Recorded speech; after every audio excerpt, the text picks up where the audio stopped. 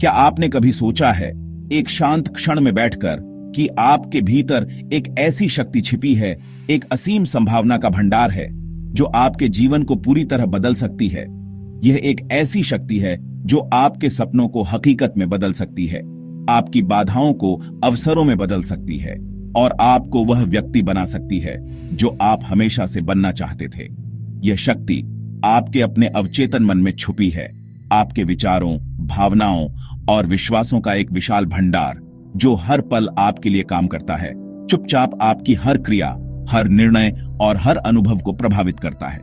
यह आपके जीवन का निर्देशक है जो पर्दे के पीछे से काम करता है।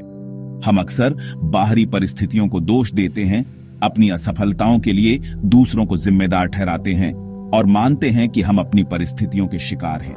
लेकिन असली नियंत्रण हमारे भीतर है, हमारे अपने मन में, हमारी अपनी सोच में। हम अपनी वास्तविकता के निर्माता हैं। अगर हम अपने अवचेतन मन की शक्ति को समझ लें तो हम अपनी सीमाओं को पार कर सकते हैं, अपनी आदतों को बदल सकते हैं और अपने जीवन को पूरी तरह से नया आकार दे सकते हैं। हम अपनी किस्मत खुद लिख सकते हैं। यह यात्रा केवल जानकारी की नहीं बल्कि आत्म खोज की है, अपने भीतर झांकने और अपनी सच्ची क्षमता को पहचानने की है। यह एक ऐसा मार्ग है जो आपको अपनी आंतरिक शक्ति से जोड़ता है। हमारे ऋषि मुनियों ने इसे चित्त कहा, मन की वह अवस्था जो विचारों और भावनाओं का केंद्र है, और इसकी शुद्धि के लिए मार्ग सुझाए ध्यान, योग और अन्य आध्यात्मिक अभ्यासों के माध्यम से मन को शांत और स्थिर करने के तरीके बताए।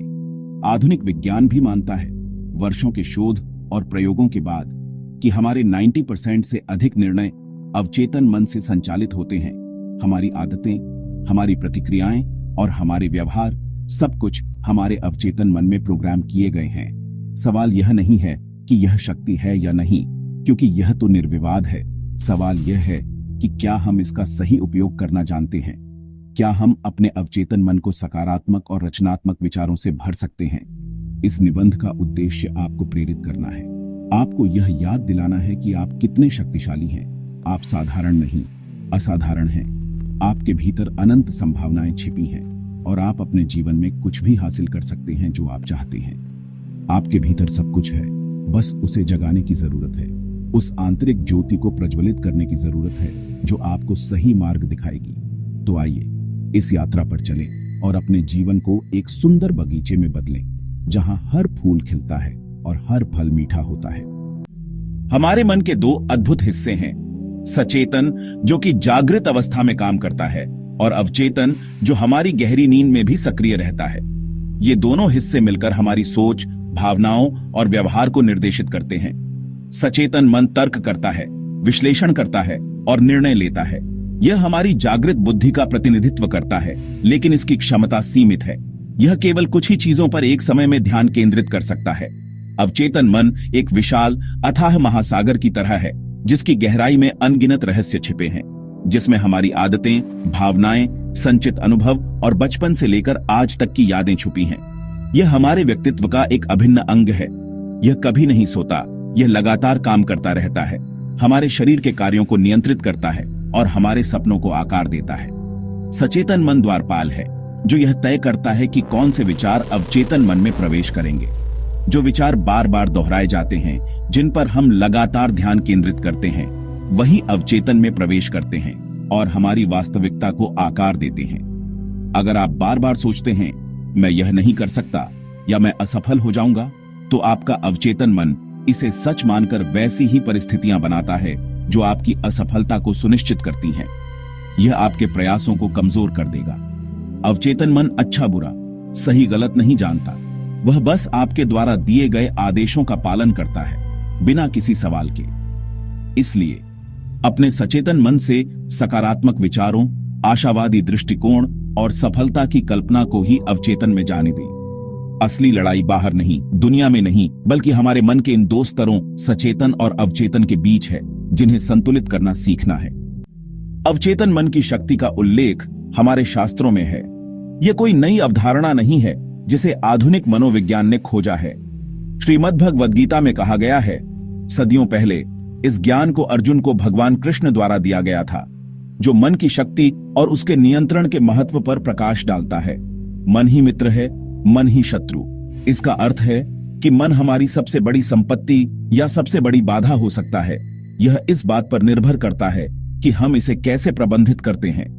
पतंजलि योग सूत्र में चित्त की वृत्तियों के निरोध की बात की गई है, यानी मन की चंचलता को शांत करना और उसे नियंत्रित करना। यह सूत्र मन को वश में करने के लिए एक व्यवस्थित दृष्टिकोण प्रदान करता है। यही अवचेतन मन का शुद्धिकरण है।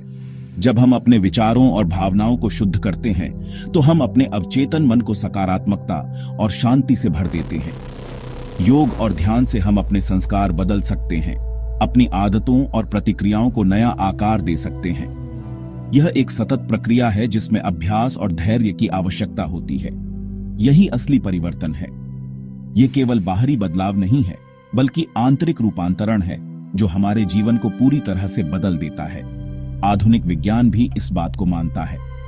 मस्तिष्क अनुसंधान और तंत्रिका विज्ञान ने अवचेतन मन की शक्ति और हमारे विचारों के हमारे शरीर और व्यवहार पर प्रभाव को साबित किया है। प्लेसबो इफेक्ट इसका प्रमाण है, जहां सिर्फ विश्वास से ही शारीरिक और मानसिक स्वास्थ्य में सुधार हो सकता है।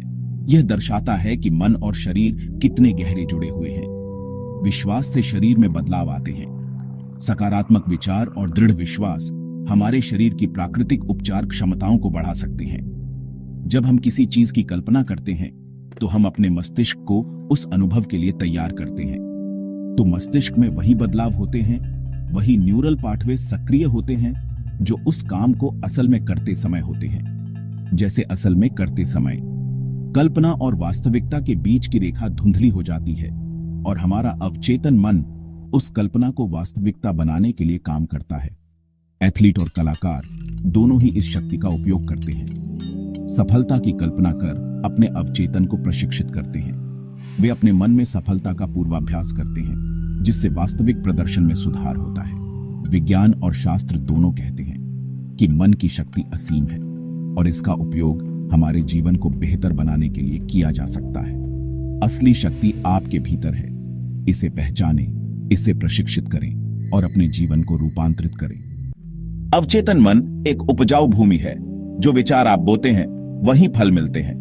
बार बार दोहराए गए नकारात्मक विचार आपके जीवन में वैसी ही घटनाएं लाते हैं। अगर आप सोचते हैं मेरे साथ हमेशा बुरा होता है, तो अवचेतन मन इसे सच कर दिखाता है।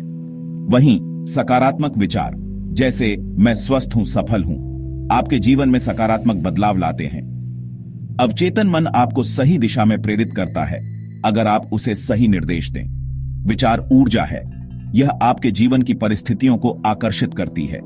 इसलिए अपने विचारों के प्रति जागरूक रहें और नकारात्मकता को सकारात्मकता से बदलें।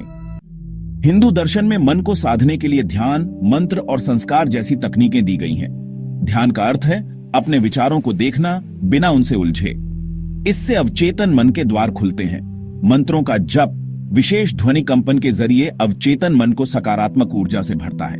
AUM या गायत्री मंत्र का जप मन में शांति और सकारात्मकता लाता है। संस्कार हमारे अवचेतन पर पड़ी छापें हमारे व्यवहार और भाग्य को बनाते हैं।